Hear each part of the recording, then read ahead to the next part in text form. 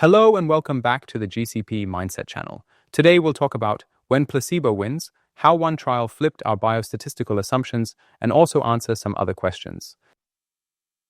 Can you recall a trial where an unexpected statistical trend, such as a high placebo response, completely changed the study's interpretation? Yes, we had such a case, and actually at the time it was quite troubling. I was involved in the trial as a statistician. We had a secondary statistician on the team who was the blinded statistician.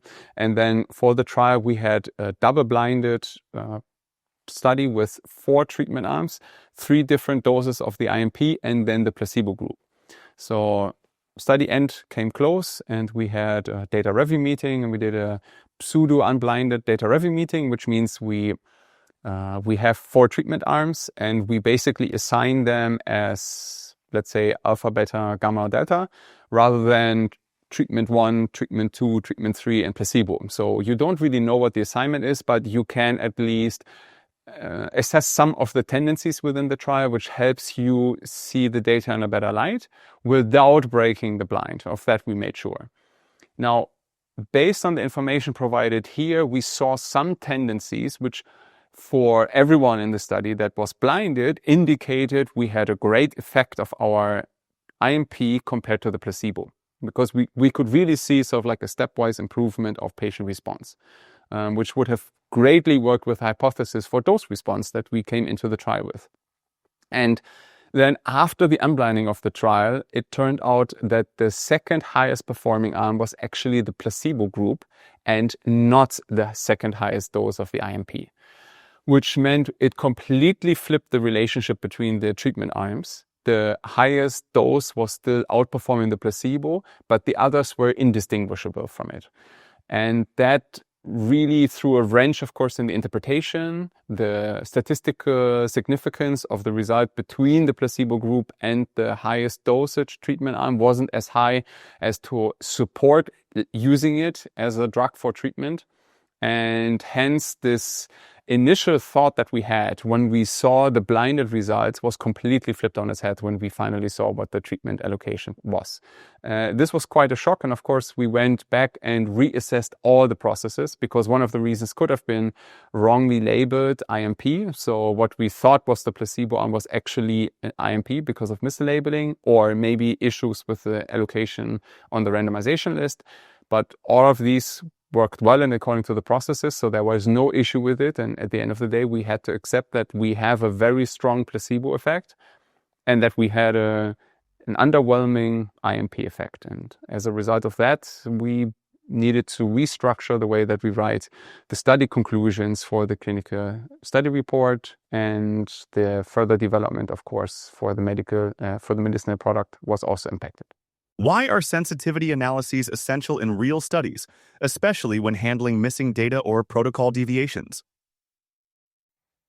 It is easy to conclude your trial, see that a few % of your patients haven't contributed to the primary evaluation, and then conclude on your outcome and still have a good sense of robustness in your evaluation that, for example, your treatment works better than a placebo group.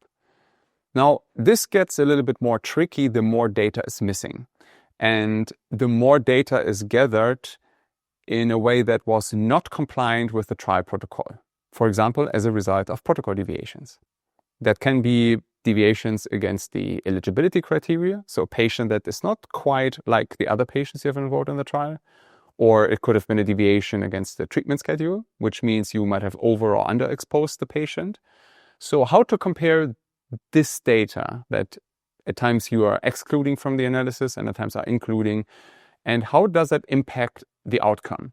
This is something you assess in sensitivity analyses. And there is one type of sensitivity analysis that puts this thought of these analyses and their interpretation really well into perspective. And those are tipping point analyses.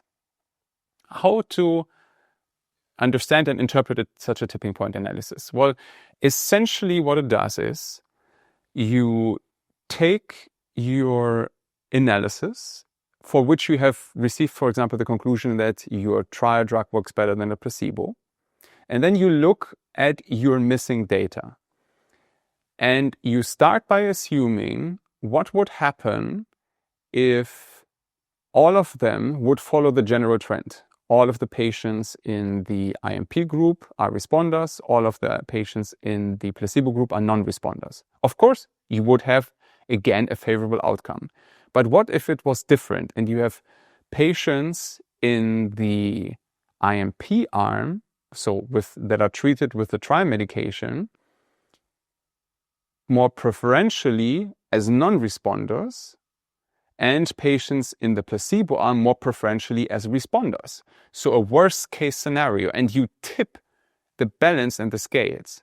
So a tipping point analysis defines the moment or defines the assumptions under which the study outcome flips from the conclusion you drew to the alternative conclusion. For example, given what percentage of responders in the placebo group among the missing data points and what percentage of responders in your treatment group that are missing where they are non-responders, when do you no longer conclude that there is an advantage for the treatment group over the placebo group?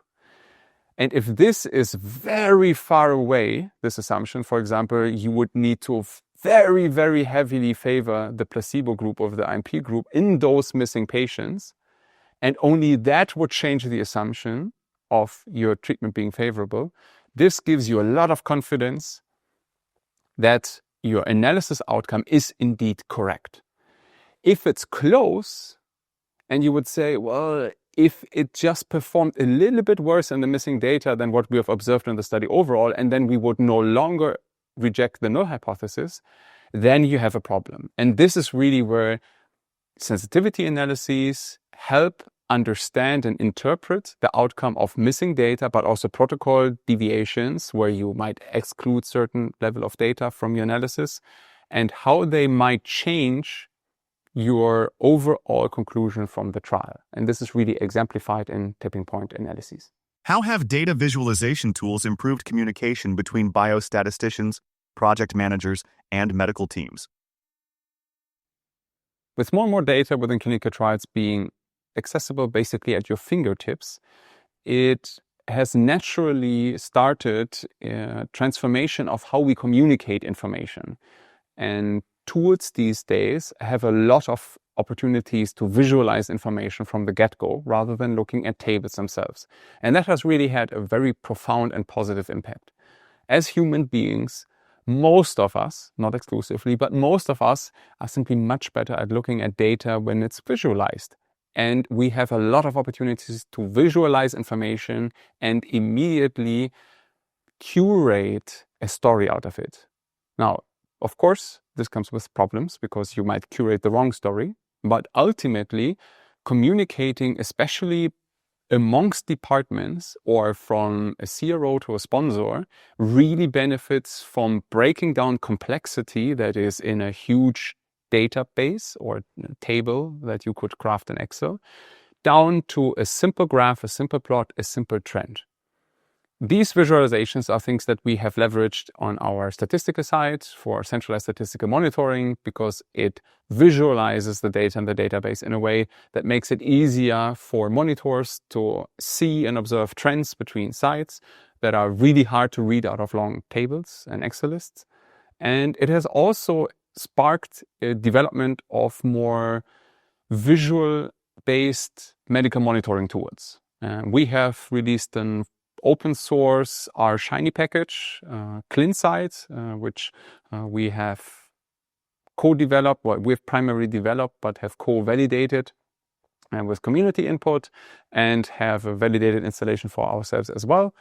And that enables medical monitors, a task which has usually consisted of long tables and information and listings of patient data to be evaluated by a medical professional, to be elevated and to be communicated more visually and more dynamically in interactive graphs. This can highlight the entire patient journey, so the flow of time through your data much more nicely. And in that flow, you can connect individual events, visits, safety events, and that really helps in telling the story as perceived by the patient, as this is a development over time and as more and more data accrues. And seeing that flow of data for one patient and comparing it to the flow of data of other patients is really a fantastic tool to understand the situation of the patient better and where their trend, their development over time differs from the other participants that we have in the study. And that can really lend itself to identifying safety issues, to identifying data integrity issues, and to really facilitate that communication as well to people that are not as familiar with the outputs, with the listings, with the data that is accrued, but can really easily see that there's a difference in trends. Thanks for watching, and see you next time on the GCP Mindset channel.